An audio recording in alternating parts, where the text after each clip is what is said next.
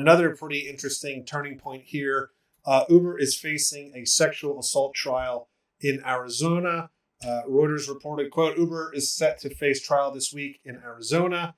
A lawsuit brought by a woman who says she was sexually assaulted by a driver she booked through the app. The trial will be the first test of Uber's efforts to shield itself from liability for alleged assaults committed by its drivers, with thousands of cases pending in U.S. federal court.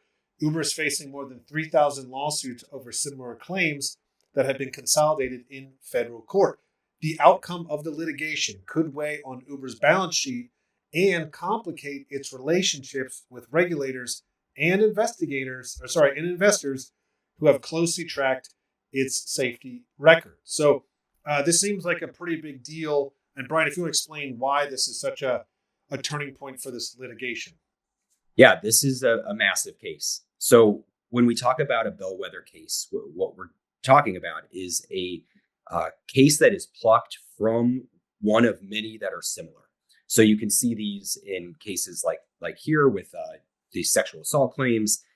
There was one that I was following recently involving technology that apparently went awry. It was like a hearing aid where thousands of people were claiming that there were issues with the hearing aid, and they took one of those cases, tried it in front of a jury, and that jury then decides, is this a viable case, and can all those other ones move forward into the trial stage?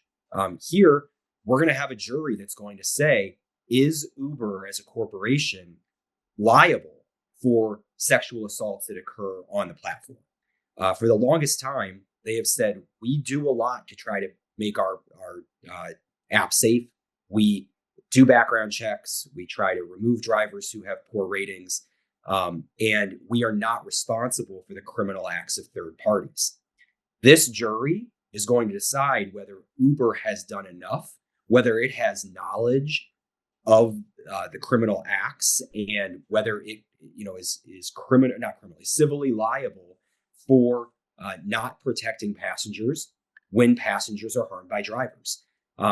If the jury were to find that Uber can be held civilly liable, and that means have to pay big dollars to victims, that's going to open up a ton of cases where people have been victimized by their drivers, and that's going to be a significant burden on Uber's bottom line. So it makes plenty of sense why people are talking about this as a big deal. It makes a ton of sense why investors are looking at it, because if Uber is responsible anytime that there's a criminal act inside its car, its legal liability and potential to have to pay significant damages just went way up.